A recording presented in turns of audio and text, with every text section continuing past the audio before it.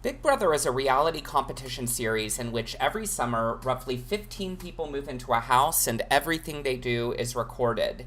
Each week, one person's evicted from the dwelling until the last person standing wins $500,000.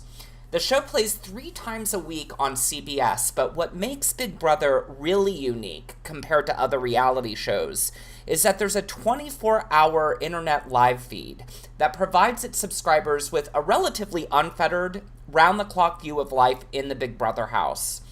In this paper, I investigate the rhetorical construction of race on seasons 11 and 13 of Big Brother. I'm specifically interested in how Big Brother's fans interpret race through their creation of secondary text, or fan-generated art and commentary.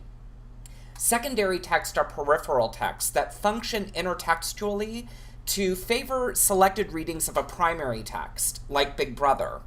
Examples of secondary text include DVD commentary, fan fiction, and social media posts about a film or a television show. For this study, I look at secondary text posted on the Big Brother forum at survivorsucks.com, which contains over 3 million unique fan-generated posts about the show. I like to think of presentations as sales pitches, and if there's one thing I'm trying to sell you on today, it's a method of media criticism called performative spectatorship that I develop in my book, Inside Reality TV, which is now available for purchase. Performative spectatorship characterizes how audiences help actively construct the meaning of a text beyond mere viewership and interpretation. In this paper, for example, the method demonstrates how fan rhetoric about Big Brother's contestants of color affect other people's interpretations of Big Brother's narrative and its players. Performative spectatorship is a great way to investigate viewer response because secondary texts aren't prompted by researchers. They emerge organically on fan sites. As a result, the method isn't weighed down by social desirability bias or the desire for respondents to appear free of prejudice. For the purposes of today's presentation, I'll look at 2 fan-produced tropes that emerged as salient, racist modes of representation on Big Brother fan forums, namely metaphors of the monkey and monster. First, let's look at the trope of the monkey. There's a long history of white Western thinkers dehumanizing people of color by comparing them to simians. Take, for example, 19th century German biologist Ernst Haeckel, who attempted to justify so-called scientific racism by linking black people and monkeys.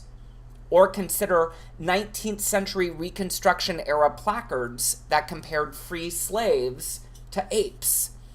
Many Survivor Sucks participants perpetuate hateful and degrading associations between houseguests of color and monkeys. Fan treatment of Kalia Booker proves my point. Kalia was the sole African American on season 13 of Big Brother. Survivor Sucks members renamed her Kalia Kong, an allusion to the 1933 film King Kong. They used this moniker over 1,200 times in her dedicated message thread. One viewer even worked ape imagery into the lyrics of a children's song. He writes, "One day a man too dumb to know the danger made a partner of this D-sized booby stranger, and the life they led in the Big Brother home became the legend of Kalia Kong. You know the name of Kalia Kong, eats 10 times as much as man." Monkey comparisons also emerge in fan-produced art of Kalia. This image recreates an iconic scene from King Kong, where Kong stands atop the Empire State Building and swats away fighter planes. In the picture, Kalia's head replaces Kong's, and 3 white Big Brother 13 contestants have their heads affixed to planes and a tugboat, trying to, presumably, save the world from Kalia. Racial division depicted in this image highlights racist subtext of the 1933 film. Robin Means Coleman, a professor of Afro-American studies at the University of Michigan, argues that King Kong is just a metaphor for a big black man, right? A big black ape who is absolutely obsessed with whiteness and particularly white women. The image's racial juxtaposition inverts narrative drama in the house and suggests that the sole black woman remaining in the game poses a Herculean threat to two white women, Rachel and Jordan, who have come into the Big Brother house with a laundry list of advantages not afforded to Kalia. Here's just a taste of some of those advantages. First, both of the women, who are white, have played previous seasons of Big Brother. In fact, Jordan, the blonde, won the previous season of Big Brother that she was on before entering the Big Brother 13 house. Second, both of the white women entered the house and played alongside their fiancés. Guess where they met their fiancés? On the previous seasons of Big Brother that they played. Third, both of the white women are aligned with one another and fighting against Kalia in the final 5.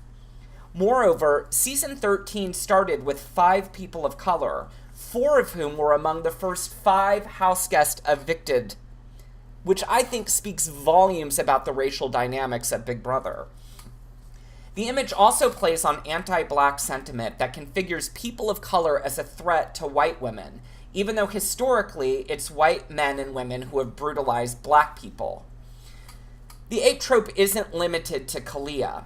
During season 11, fans use monkey imagery in their depictions of an Argentinian and black woman named Natalie and a Latina woman named Lydia. So we're not talking about racist tropes of representation used to only depict one houseguest of color.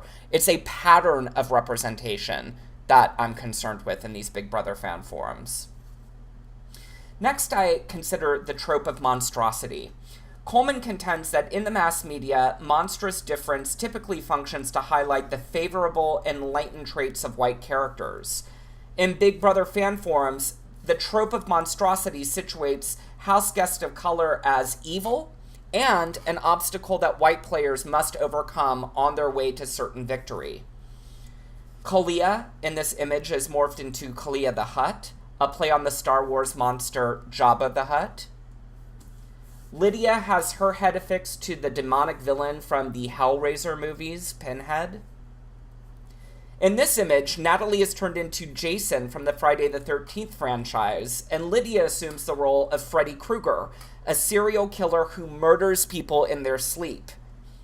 This rendition of Lydia may be partly goaded by production's edit of the CBS program.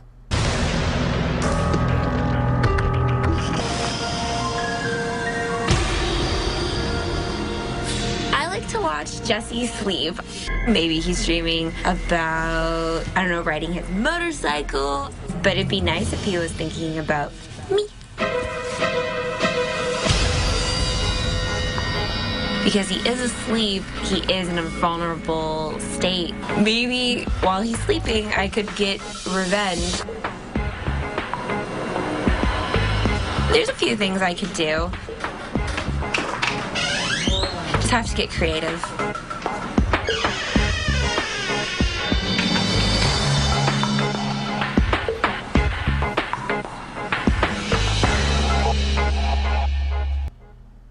Producers clearly rely on horror movie cliches like a shot of the moon at the beginning of the clip, scary music, and a night vision camera to suggest that Lydia preys on Jesse while he sleeps. The aforementioned images display notable racial and gender inversions, where homicidal white men in slasher films are replaced by women of color. This transposal belies both socio-historical circumstances where white men brutalize women of color, but it also violates horror movie tropes, where characters of color are often among the first people killed. Next, modifying Calafell, Survivor Sucks participants paint women of color as werewolf women, who highlight the whiteness of other performers through physical transformations to darker, monstrous others. Take, for example, this GIF or animated image of Season 11's Shima. She's portrayed in the same manner as a shapeshifter or a werewolf. At any given moment, tranquility may give way to animal, monster-like fury. The main takeaway for this project is that reality shows tend to depict racism as embodied in a single, usually rural cast member, rather than a complex systemic issue. The cool thing about performative spectatorship is that the method provides a way for media studies critics to theorize more widespread cultural aspects of racism by exploring how viewer interpretation co-produces more collective understandings of race, gender, and sexuality in mediated context.